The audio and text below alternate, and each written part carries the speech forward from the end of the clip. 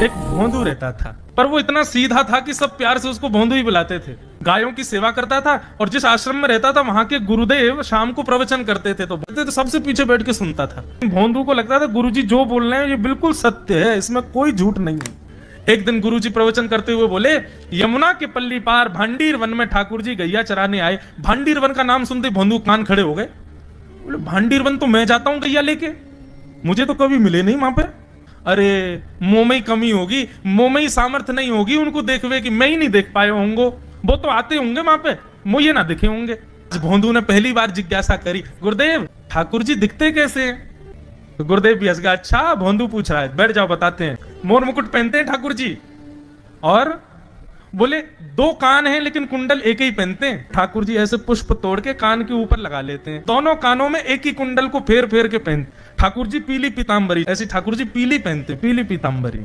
माला कैसी पहनते हैं? ठाकुर जी ऐसी पहनते हैं पूरी पैरों तक जाए। ये देखो गुरु जी कह रहे हैं तो निश्चित है भंडीर वन में आते हैं ठाकुर जी। भोंदू अपनी गैया लेकर के भांडीर वन पहुंच गया। गैया चर रही थी, अब भोंदू ढूंढ रहा है, कभी वृक्ष के नीचे जाके देखे, कभी कहीं देखे, कभी ढूंढे कहीं से चंदन की सुगंधी आ जाए। गुरुजी बता रहे थे उनमें से चंदन की सुगंधी आती है, क्या पता कन्हैया यहीं कहीं हो। इतने भाव से, इतने प्रेम से और इतने भोलेपन से ढूंढने लगा ठाकुर जी को, और ठाकुर जी नहीं मिलते ना तो अपने आप को ही कोसता, मुंह में योग्यता ना होगी, यही मारे ना मिल रहे, ठाकुर जी तो यही है। गुरु जी की बात गलत नहीं है, ठाकुर जी तो यही है। उसके उस सहज भाव पर, उसके उस सरल भोंदूपने पर ठाकुर जी रीझ गए। और इतने में ही भोंदू हताश निराश उदास बैठा था, खुद को कोस रहा था, मुंह में योग्यता ना है, मुंह ठाकुर जी मिलना है रहे। इतने में ही देखा सामने से असंख्य गायों का झुंड आ रहा है, और भोंदू ने जैसे उन गायों को देखा, ऐसी गाय कभी देखी नहीं, अलग गाय, सींग चमक रहे हैं, सींगों के ऊपर के भाग में सोने चांदी मढ़े हुए हैं, ऐसी ऐसी सुंदर सुंदर तंदुरुस्त गैया। तभी देख रहा है भोंदू, पीतांबरी पहनी है, गले में वैजंती माला धारण की है, सिर पर पाग पहनी है, एक कान में कुंडल है, मंद मंद मुस्कुरा करके दतुइयां दिखा रहे हैं, कटाक्ष नेत्रों से कभी इधर देख रहे हैं कभी उधर देख रहे हैं, अपनी वेणु को कमर में कस करके गैयाओं के गले में गलवैयां डाल करके श्याम सुंदर भोंदू की तरफ चलते भय आ रहे हैं। ये दृश्य देख करके हाथ पांव कांपने लगे भोंदू के। उसको लगा मेरे पास तो आएंगे ही नहीं, है वहीं से मुड़ जाएंगे, अब मैं उनके पास जाके उनको असहज नहीं करूंगा, यहीं से देख लूं, यहीं से प्रणाम कर लूं। लेकिन जैसे जैसे प्रणाम करके ऊपर देखता, ठाकुर जी और पास आ रहे हैं, और पास आ रहे हैं, और पास आ रहे हैं। जैसे ही ठाकुर जी आकर के बैठे, भोंदू के पास शब्द नहीं है, हाथ पैर कंपित हो रहे हैं, उसको सूझ ही नहीं रहा करूं क्या मैं, इनके लिए क्या बिछाऊं, कहां बैठाऊं। ठाकुर जी ने अपने आप ही भोंदू के गले में हाथ डाली, अरे तेरा नाम कहा है? जैसे ही ठाकुर जी ने नाम पूछा, भोंदू अपना ही नाम भूल गया, बोले मुझे याद ही नहीं मेरा नाम क्या है, पर प्रेम से सब लोग मुझे भोंदू बुलाते हैं। अब तो भोंदू नाम सुनते ही ठाकुर जी ताली दे दे के हंसने लगे, तेरा नाम भोंदू है? बोले हाँ मेरा नाम भोंदू है। और ठाकुर जी आपको अच्छा लगो? बोले हाँ बहुत अच्छा लगो। आपको नाम कहा है? ठाकुर जी बोले तुम वो ना जाने? बोले जानू तो ना हूं, लेकिन गुरु जी ने जैसो रूप बताया वैसो ये आपको, तो आप कहीं नंद नंदन तो नहीं हो? ठाकुर जी बोले हाँ मैं नंद नंदन नहीं हूं, यशोदा जी को लाला, नंद जी को लाला।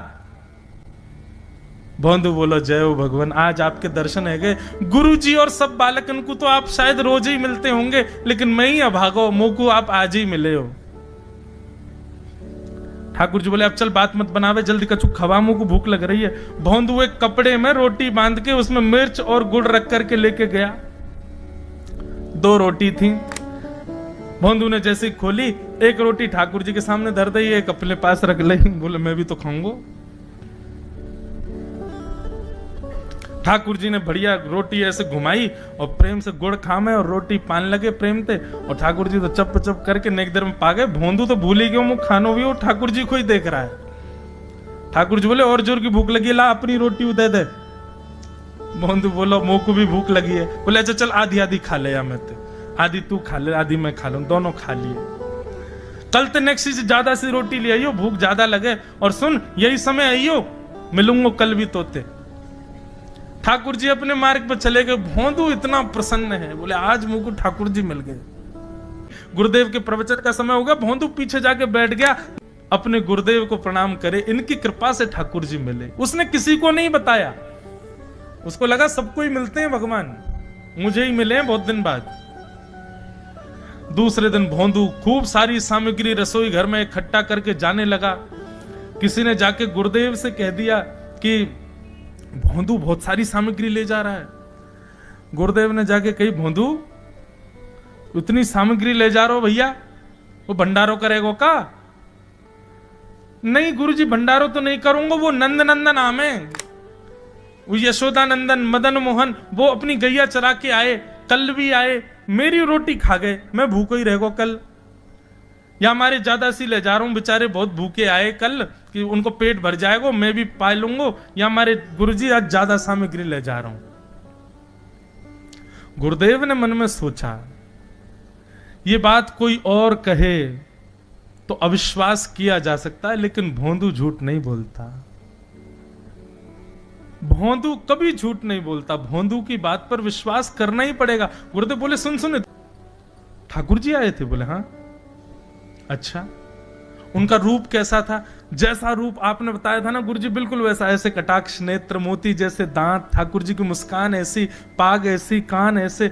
गुरुदेव के तो नेत्र बंद हो गए, वे सब अनुभव करने लगे।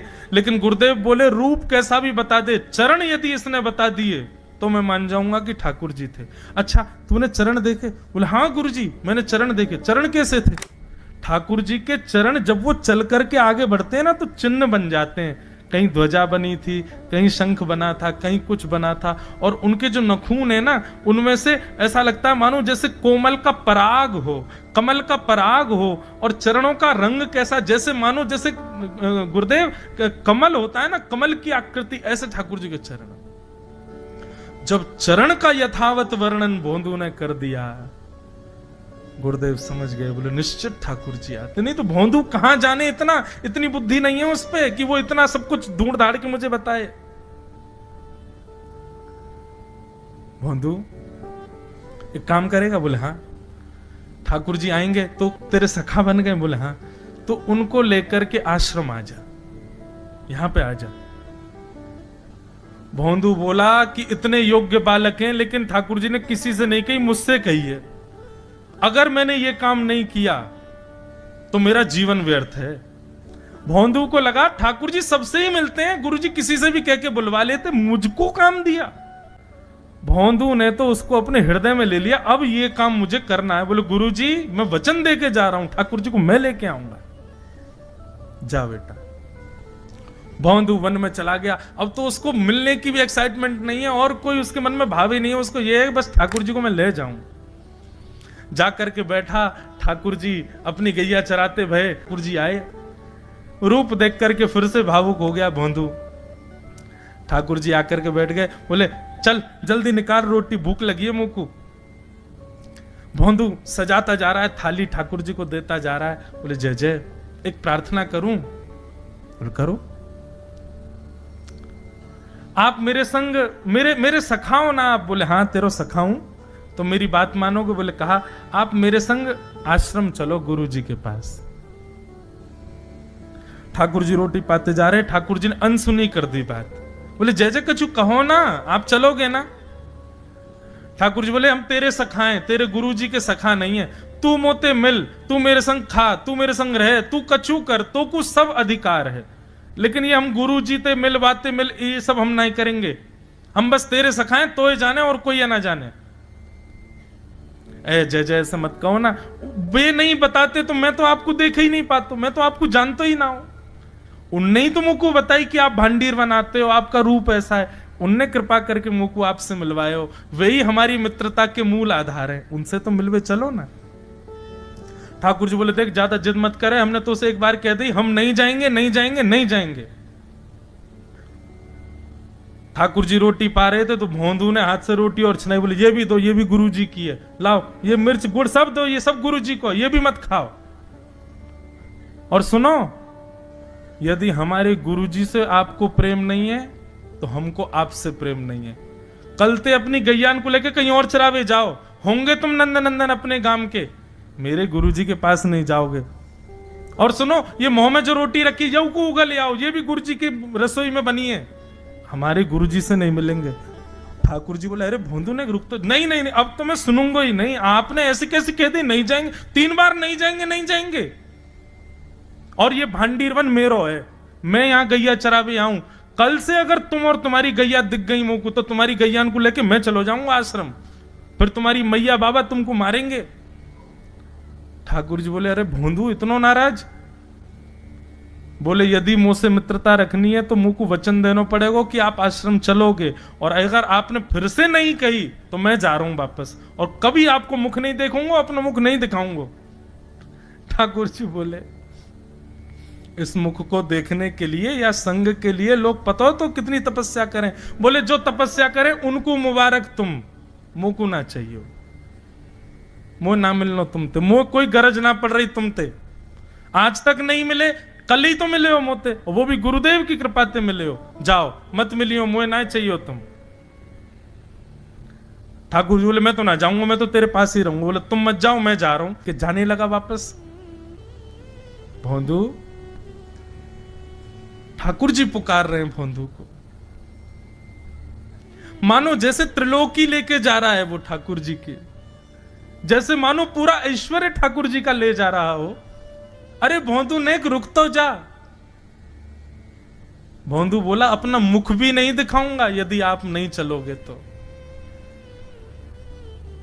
भोंदू थोड़ी दूर गया, ठाकुर जी को लगी वापस आ जाएगा, थोड़ी और दूर गया, लगा अब आ जाएगा, लेकिन जब भोंदू दिखना बंद हो गया हमारे ठाकुर जी विचलित हो गए, दौड़े भोंदू की तरफ। ठाकुर जी दौड़ करके गए और जाकर के भोंदू के पित्ती पे चढ़ गए। बोले ले चल अपने गुरुदेव के पास, चलूंगा तू जहां कहेगो, लेकिन तो दूर नहीं जान दूंगा। और भोंदू ठाकुर जी को ऐसे ऊपर चढ़ा करके लेकर के आश्रम जा रहा है।